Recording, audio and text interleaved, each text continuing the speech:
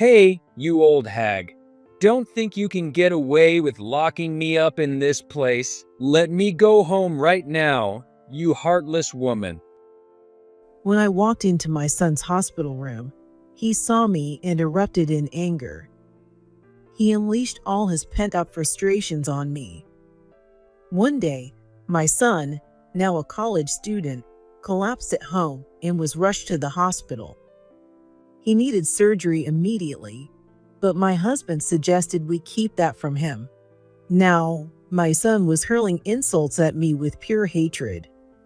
I've never thought of you as my mom. So just get lost. Fake mom, don't show me your face.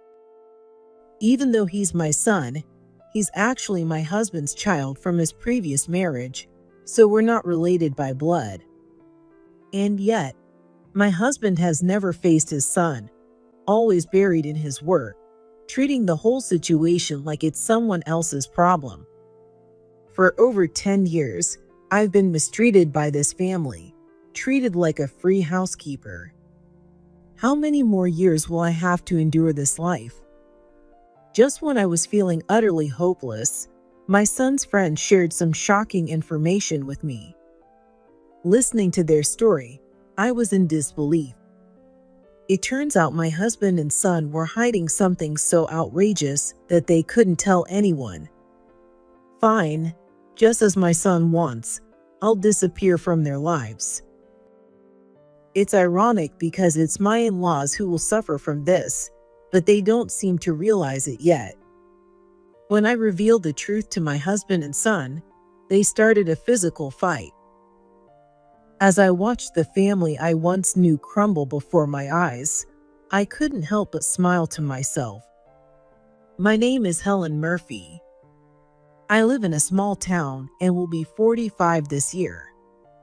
As a child, I got completely hooked on the internet after my dad brought home a computer, and my passion led me to start working from home at the age of 20, using my computer.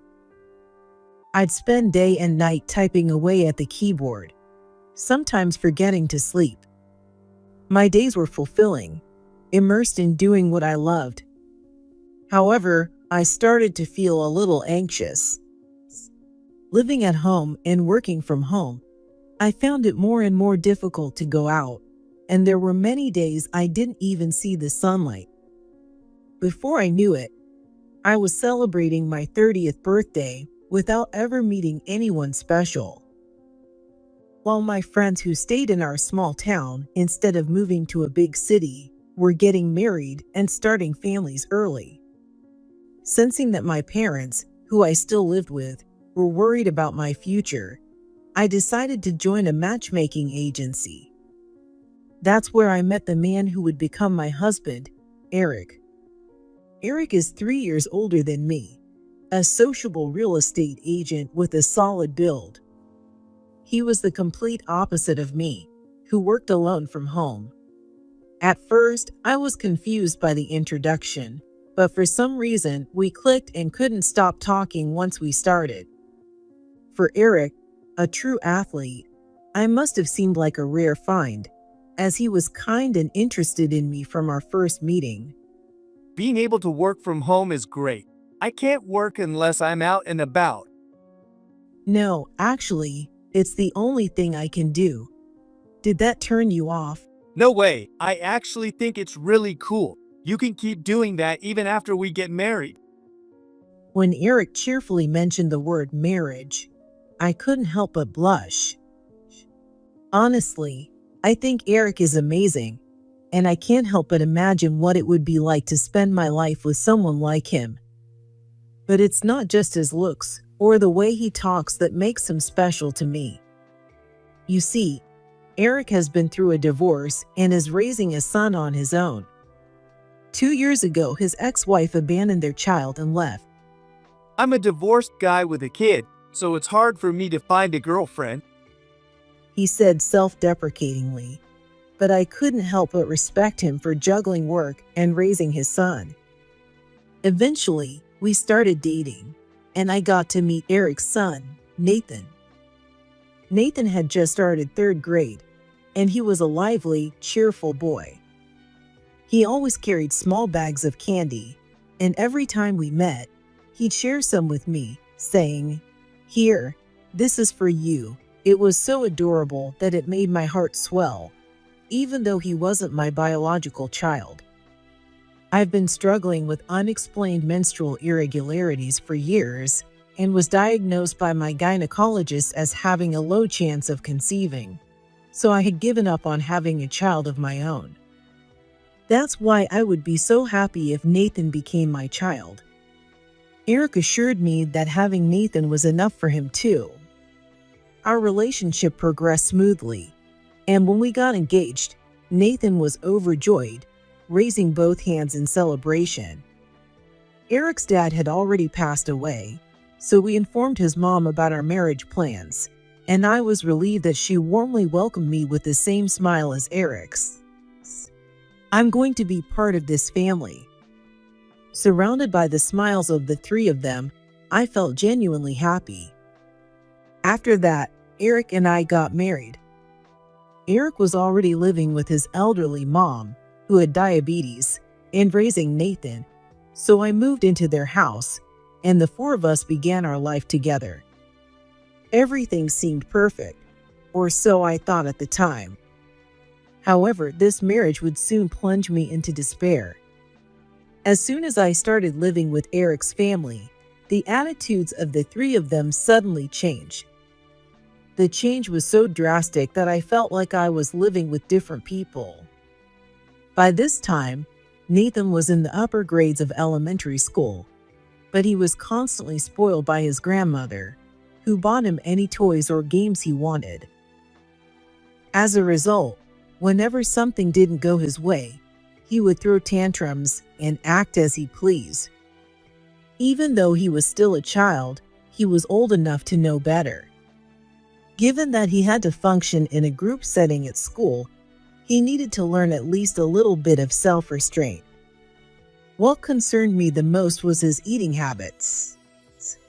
Nathan was extremely picky and wouldn't touch a single vegetable, only eating specific foods like potatoes, meat, and sweet bread. Moreover, he would gorge on sweets before and after meals. And it wasn't just any sweets. He would throw a fit if he didn't get high-calorie treats like potato chips and chocolate. As a mother, I felt it was my duty to manage his health, so one day, I decided to speak up. "Nathan, let's try not to eat too many snacks before dinner, okay? And during dinner, even just a little bit, try eating some vegetables." I want to eat this now. I don't want to eat vegetables, and as long as I'm full, it doesn't matter what I eat. That's not how it works.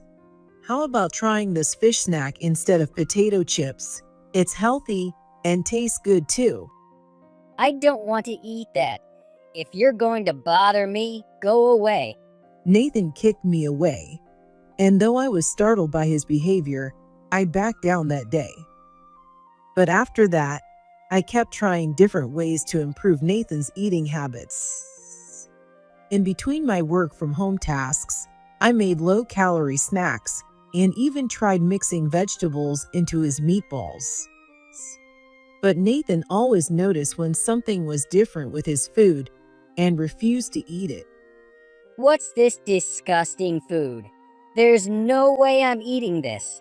You're such a terrible cook, so just stop making anything. Nathan would insult me and overturn the carefully prepared meals I had made. I finally lost my temper and stood up to scold him. But just then, Eric's mother, Susan, intervened and ended up scolding me instead. "Helen, why do you keep doing things that Nathan hates? This is just harassment. Poor Nathan." She patted Nathan on the head, and he sat there smugly. This happened repeatedly. No matter how hard I tried to change our lifestyle, I was only met with insults from Nathan and scoldings from Susan. I grew increasingly frightened of the two of them, and finally, I decided to confide in Eric. Eric was always busy with work, often working overtime on weekdays and even on weekends. Whether he was aware of the situation at home or not, he always seemed indifferent. Nathan is going to end up unhealthy at this rate. Can't you, as his father, say something to him? Give me a break. I'm swamped with my work every day. That's your job now as his mom, isn't it? But I've only been his mom for a few months, and I haven't known Nathan that long. Can't you at least ask Susan to stop always siding with him? My mom has been taking care of Nathan ever since my ex-wife left. She knows him better than anyone, so you should just follow her lead. No matter what I said to Eric, he had no intention of getting involved in this issue. So I tried to leave Nathan alone.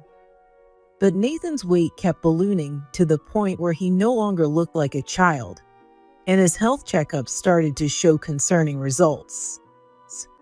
Panicking, I decided to remove all the snacks from the house, but when Nathan discovered there were no snacks, he flew into a rage and even damaged the walls of the house. To make matters worse, Susan, feeling sorry for Nathan, secretly bought him snacks, undoing all my efforts. Since I couldn't change his diet, I thought at least I could get him to exercise. But Nathan didn't want to play outside with his friends. He preferred to spend all his time playing video games indoors. Of course, when I tried to hide his games, it resulted in a tantrum, just like with the snacks. Eventually, even the school contacted us, concerned about Nathan's picky eating habits during lunch. At my wit's end, I approached Eric again. Nathan's health is seriously at risk. He's eating whatever he wants without any regard for nutrition. He never goes outside to play. He's just doing what he wants, and that's fine. When I was a kid, my mom let me eat whatever I wanted, and look at me now, tight and in great shape. Eric boasted, showing off his muscular physique. Eric had played baseball as a child and had a solid build. He dismissed my concerns, confidently claiming that Nathan would turn out the same way. And then he left for work the next day. Feeling utterly hopeless, I put my head in my hands. Just then, Nathan, who must have overheard our conversation, marched up to me. Don't go telling Dad stuff he doesn't need to hear. You're not even my real mom, so just shut up and do what I say. Or do you want to get kicked out of the house like Mom? What do you mean? I was shocked by Nathan's words. As far as I knew, Eric's ex-wife had left suddenly, leaving only a divorce notice behind. Despite the awful treatment I received from Nathan, I sometimes felt sorry for him, having been abandoned by his real mother. Mom was always getting yelled at by Grandma. One day when she tried to scold me, Grandma told her to get out and threw all her stuff outside. She never came back after that. Well, it's good she's gone since all she ever did was nag me anyway. So Eric's ex-wife had been in the same situation as me. She had been driven away by Susan over disagreements about raising Nathan, ultimately leading to a forced divorce. What shocked me even more was that Nathan seemed to approve of it. Would I eventually meet the same fate as his ex-wife? These days, getting divorced isn't unusual. But before marrying Eric, my parents had expressed concerns about me remarrying into a situation with a stepchild, and I had boldly assured them it would be fine. I could already imagine the look of disbelief on their faces if I ended up back home. On top of that, in this area, getting divorced immediately makes you the subject of gossip among the neighbors. So I couldn't just leave so easily. With no escape, I had no choice but to accept my current situation. The exhaustion and stress gradually piled up. Eric dismissed my work from home job as just idle time and left all the household chores to me. Even when I was overwhelmed with work and asked Susan for help. She used her diabetes as an excuse not to lift a finger. Eric, too, used his job as an excuse, claiming overtime and business trips, and spent less and less time at home. 10 years have passed since our marriage, but during that time, Nathan's behavior only worsened. Violence and verbal abuse became daily occurrences, and he even stole money from my wallet and spread rumors about me being a failure. When he became a high school student, he stopped talking to me altogether and started staying out overnight without permission. The only relief was that we never had to call the police. Now, even as a college student, Nathan continues to do whatever he pleases. He still eats only what he likes. His body continues to grow larger, and there's no sign of him losing weight. I once hoped he'd join a sports club or activity, but his aversion to anything inconvenient remained unchanged. Whenever I tried to say something, Nathan would intimidate me, acting like a tyrant king. Meanwhile, Susan's diabetes worsened, leading to a surgery where she had to have her leg amputated, making her almost bedridden. Just when I thought I might get a break from child rearing, I found myself overwhelmed with caring for her instead.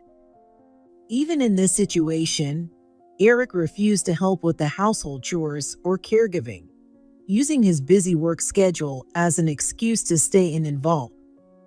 How many more years will this life continue?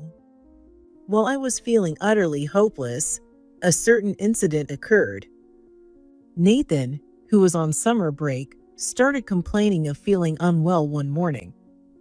He couldn't stop vomiting, felt hot, and was clearly irritable. I thought it might be a cold and tried to persuade him to go to the hospital, but Nathan refused and went back to his room. I was exasperated that, even as a college student, he still hated going to the hospital. But as this continued for several days, I began to worry. One day, while I was working in my room, I heard a loud thud from Nathan's room.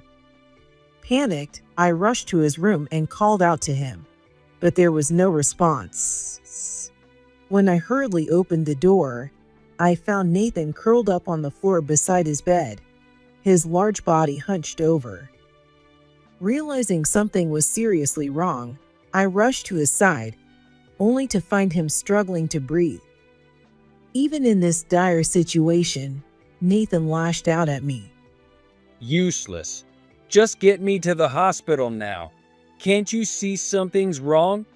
His arrogant tone made me angry, but now wasn't the time to argue. I wanted to take him to the hospital, but it was impossible for me to lift his large frame alone, so I called an ambulance and had him taken to the hospital. As I waited in the emergency room, Eric, who had left work early, arrived in a panic. He hadn't seen much of Nathan recently and was clearly confused about why his son had suddenly been rushed to the hospital. Are you Nathan's parents? He's asleep right now, so I'll explain the test results to you. Please come this way. The doctor led us to the consultation room and explained Nathan's condition to us. The atmosphere was tense, and I held my breath. Nathan had developed kidney failure, and it was quite severe. If left untreated, his kidney function would deteriorate, leading to possible consciousness loss and ultimately life-threatening consequences. The doctor strongly recommended a kidney transplant. We were suddenly faced with the reality of Nathan's life being at risk. The doctor advised us to think it over as a family, and Eric and I returned home to prepare for Nathan's hospital stay. I can't believe this is happening. Nathan doesn't know yet, but when he finds out the truth, he'll be devastated. We should decide on a treatment or transplant before we tell him everything. Yes, you're right. All right then, the first step is to get tested as potential kidney donors. So, Helen, I'm counting on you. What? I was stunned by Eric's words, especially since I had just agreed with his plan. His expression made it clear he wasn't joking. He genuinely expected me to be the one to get tested. Wait a minute, am I the only one getting tested? What about you? You're his father, aren't you? But I'm working, and the doctor said there are risks for the donor, right? I'm scared of surgery. And what if something goes wrong? Can you take responsibility for that? I'm working too. It's not fair to put all the responsibility on me. Please, I'm begging you, get tested too. I couldn't help but feel a growing distrust toward Eric, who was reluctant to donate a kidney to his own biological son. From Eric's response, it was clear that he didn't care what risks I might face. After repeatedly trying to convince him, Eric finally sighed in resignation. Fine, I'll go through with the tests, but only if it's just that. We both consulted with the doctor and underwent donor compatibility tests together. But then, the results were shocking. While I, despite my infertility, was in perfect health and had no issues with the tests, Eric was found to be unsuitable as a donor. The reason for his incompatibility was his hypertension, a condition he had been suffering from. For years, Eric had been indulging in heavy drinking under the guise of business entertainment and following an unhealthy diet. Over the past decade or so, his once proud physique had become flabby, and he had ignored his diagnosis of hypertension from previous health checkups. Susan was also out of the question due to her age and illness. We reached out to other close relatives, but they either were also incompatible or outright refused to undergo testing. In the end, I was the only one who could donate a kidney. If you had just decided to do the transplant from the beginning, we wouldn't have wasted everyone's time. Well, at least now you'll finally have a connection with Nathan, who isn't even your blood. Good luck with the surgery. Eric said this while patting me on the shoulder, making light of the situation. I knew that if I didn't donate my kidney, Nathan's life would be in danger. Despite the harsh treatment I'd received from Nathan, I had always felt a certain pity for him, having been pushed around by the adults in his life since he was young. Even though I was filled with anxiety, it seemed like I had no choice but to accept this fate. As I sat with my head in my hands in the hospital's lounge area, two young men, who looked like college students, came and sat at the table across from me. I recognized them. They were Nathan's friends from high school. They had visited our house a few times, so I vaguely remembered their faces. Nathan looks like he's in bad shape. It's been a while since we last saw him, and it looks like he's gained more weight. No wonder he got sick. Is this karma or what? Nathan's a mess, but his dad's even worse. They hadn't noticed me sitting nearby, and they were gossiping about Nathan and Eric. I couldn't help but ask them, "What do you mean by karma for Nathan?" Oh, They finally realized I was there and looked embarrassed. Of course, they had been gossiping about my son and husband right in front of me. When I told them I had overheard most of the conversation, they reluctantly shared what they knew. What I heard from them shocked me to the core. Eric and Nathan had been hiding something huge, something I could never have imagined. Knowing this, I suddenly felt a sense of clarity about what I needed to do next. When I entered Nathan's hospital room, he saw me and immediately flew into a rage. Hey, you old hag. Don't think you can get away with locking me up in here. Let me go home. You can't understand how I feel because you're not even my real mom, you cold-hearted woman. He hurled these insults at me, throwing a pillow in my direction. He unleashed all his pent-up frustration on me. Meanwhile, Eric was sitting nearby, scrolling on his phone as if it had nothing to do with him. If I can't get out of here, it doesn't matter if you're around or not. I've never once thought of you as my mom. So, fake mom, just disappear. Don't show me your face. Nathan's large size made his voice even louder. I was genuinely glad I had insisted on a private room for him.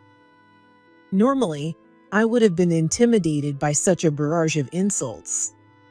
But after hearing all of this, I felt nothing but resolve.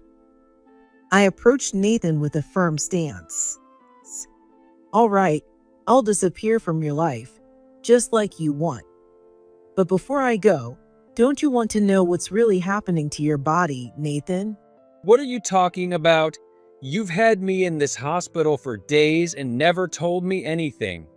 Yes, I tried to spare you, but it's clear that doesn't matter anymore. You have kidney failure, and without a transplant, your life is in serious danger. What? For the first time, Nathan's arrogance faded, replaced by fear as he heard the word danger. Eric, too, looked shocked, as if this was not the news he was expecting to hear. The doctor said we needed to do some tests to see who could donate a kidney.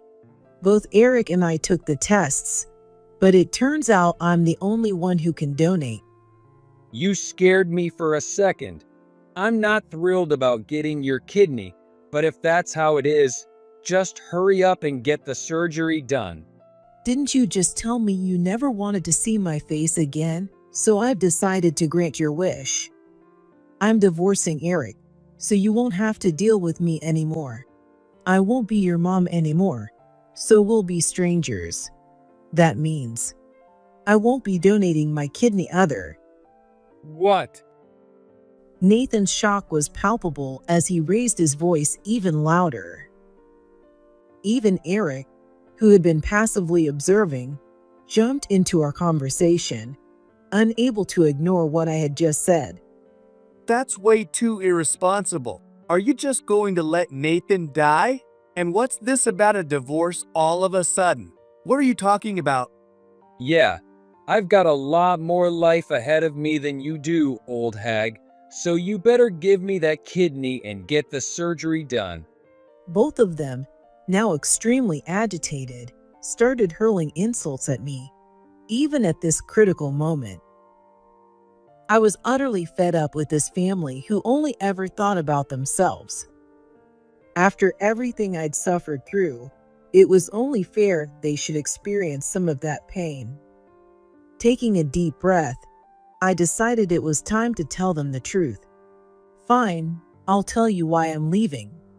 Eric, you might have strutted around the house like you were in charge, but I know you're a complete failure at work, constantly causing complaints. Your colleagues are fed up with cleaning up your messes. No one who's doing that poorly in sales is really busy. How? How do you know that? And that's not all you've been hiding from me, is it? I've heard you've been bad-mouthing me at work, saying you only married me to get a free maid. You thought my work-from-home jobs made it easy to dump all of Nathan's care and your mom's caregiving on me, didn't you? That's nonsense. I never said that. Eric was nervous and in a cold sweat.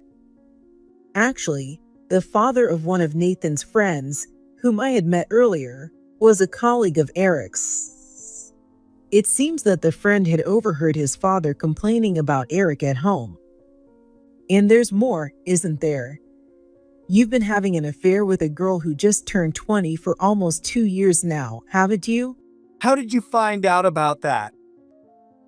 Eric clamped his hand over his mouth, realizing too late that he had just confessed. I had long suspected Eric of infidelity. One day, while picking up the suit Eric had carelessly left lying around, I found a receipt for a high-end restaurant in his pocket, showing a bill for a meal for two. While he could have passed it off as a business dinner, I decided to slip a GPS tracker into his bag. Sure enough, the tracker showed him visiting a hotel district and staying there for hours, or spending nights at what I assumed was his mistress's apartment. I hadn't been able to confront him with divorce because I didn't have concrete evidence until now. You've got to be kidding me. She's only a year older than I am, so you've been chasing after some young woman this whole time? From what I've seen, Eric was probably texting her just now, ignoring everything else. He was grinning at his phone the whole time. Shut up. What else could I do? She's just a high school graduate who doesn't know anything about the real world, so I was teaching her the ropes. We're in love, and we can't stop now. Eric, no longer denying it, started bragging about how his affair began. It was pathetic to see a man pushing 50 so obsessed with a younger woman. Disgusting. Think about your age. That poor girl is being taken advantage of by a creepy old man like you. Haha. Did you just laugh? What's so funny? Oh, I'm sorry. I couldn't help but be impressed by your acting. What's that supposed to mean? Speak up. Well, Nathan, you knew your dad was involved with that girl, didn't you? She's a senior from your high school, isn't she? I've heard that after she graduated and started working, you two met up several times and even had a physical relationship. What? I delivered this information with a firm tone, and Nathan, usually so brash, looked utterly shaken. Eric was so shocked he nearly jumped out of his seat. I had learned this from Nathan's friend too. Apparently, Nathan had reconnected with Eric's mistress through social media during high school. They weren't officially dating, but they met up occasionally and engaged in a physical relationship. When she realized who Nathan's father was, the mistress confessed to Nathan that she was seeing Eric. In other words, Nathan had been knowingly sleeping with his dad's mistress. The mistress, who saw Eric as nothing more than a source of money, had been mocking him behind his back with Nathan. Fed up with Nathan's arrogant behavior, his friends had decided to reveal everything to me. They'd only come to visit because Nathan had demanded it, not because they genuinely cared. I was truly grateful to them for telling me everything. The shocking revelation had Eric grabbing Nathan by the collar, enraged. Nathan, how dare you get involved with someone I care about? You need to apologize and cut off all ties with her immediately. Care about her? Don't make me laugh. She was just using you for your money. You were never around and didn't care about me, so I did this as revenge. Don't start acting like a father now. The two of them were locked in a heated argument, likely their first real fight as father and son. The shouting in the hospital room was so loud that a nurse rushed in and desperately tried to break them apart. Neither Eric nor Nathan had any room in their minds for me at that moment. I had been contemplating leaving Eric for years, so I had already prepared a divorce paper and had a lawyer's contact information ready. I quietly placed these documents on the side table and left the hospital room without saying a word. 1 month later, I returned to Eric's house for the first time since I had left, this time to finalize our divorce. I had left quietly, taking only the essentials with me, right after I had walked out of Nathan's hospital room. This time, I brought my lawyer with me, a strong ally in the impending negotiations. When I rang the doorbell, Eric silently came out and led me into the house. He sighed and scratched his head. I entered as if I were a guest in someone else's home, saying, "Excuse me," and then sat down at the dining table with my lawyer. I noticed the scratches on the table that Nathan had made when he was little, and felt a wave of nostalgia.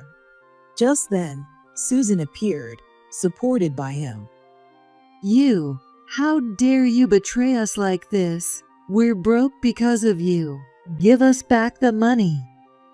The moment she saw my face, Susan started shouting at me. It seemed like it had been a while since she last raised her voice, as she began coughing and choking. Give it back? I never borrowed or stole any money from you. Shut up. Ever since you left, our money has been disappearing. It's because you left. There's no one to take care of Mom anymore, so I have to hire a helper on weekdays. We can't cook meals, so it's all takeout or delivery. We're barely scraping by, and both Nathan and Mom have medical expenses.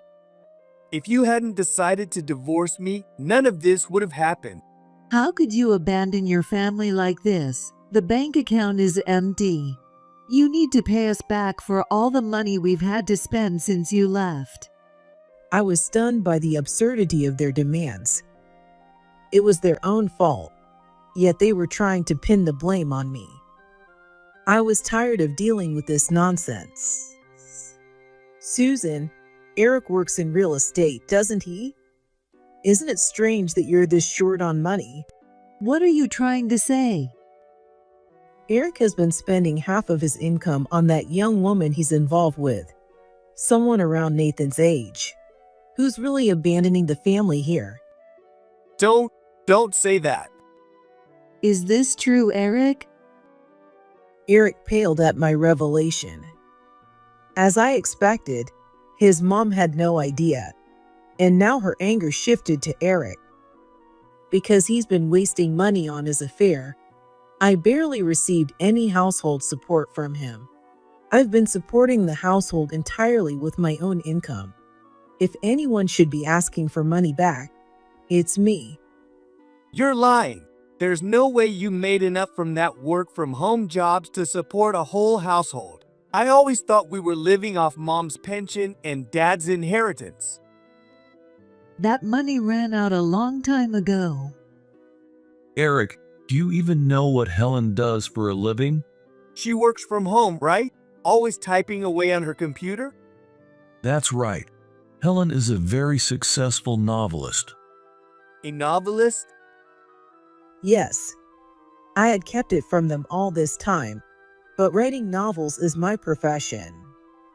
I've been a bookworm since childhood and eventually discovered a community site where regular people could post their own stories. There, I could read countless works I loved, and I became deeply immersed in that world.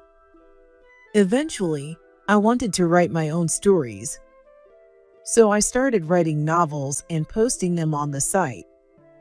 When I decided to keep writing as a hobby into adulthood, one of my stories became popular, and a publisher offered to turn it into a book. Thankfully, the book became a series, which led to anime and film adaptations, bringing in significant income each time. Eric and his mom were both left speechless, their mouths hanging open in shock as they realized I had been the one financially supporting the household all along. As soon as they realized the truth about my income, both Eric and Susan switched their attitudes as quickly as if they were on a roller coaster, suddenly trying to cozy up to me. I had no idea you had such an impressive job. Eric, you were lucky to have such a wonderful wife. That's what I thought too. You know, that mistress of mine is just young and nothing more. I'll break it off with her right away. Just don't divorce me, okay? Please forgive me. Their extreme shift made my skin crawl. It was clear they only cared about their own interests.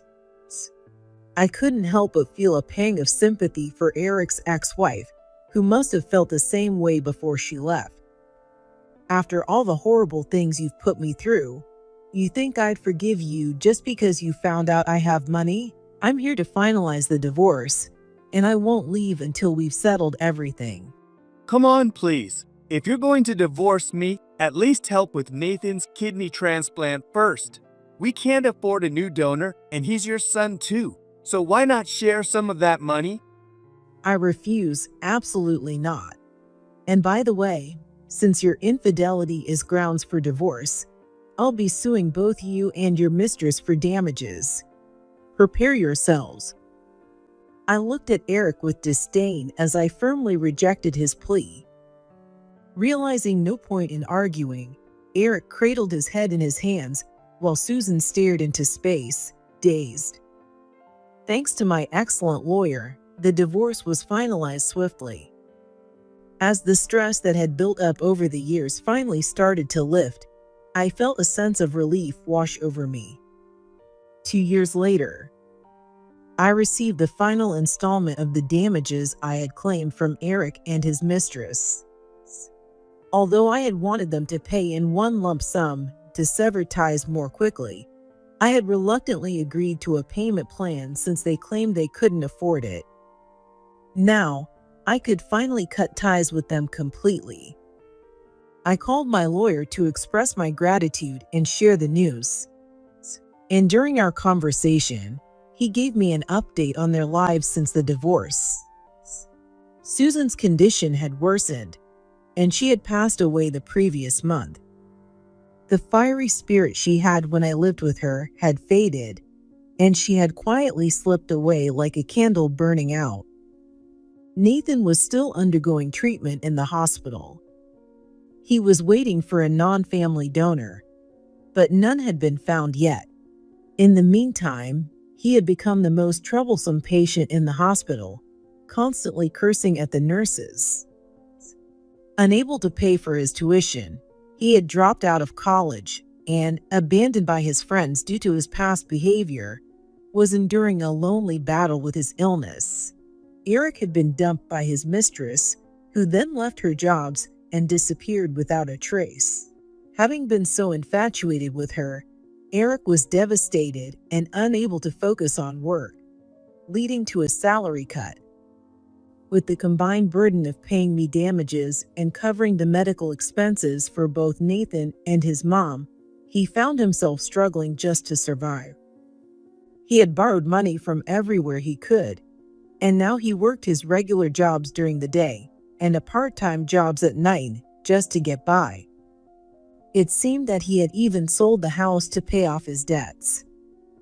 When I happened to pass by their old home recently, I saw that it was being demolished. Hearing the pillars crash down, I felt as though the painful days I had spent there were crumbling away as well. They say truth is stranger than fiction, but I would have preferred if my experiences remained just a story.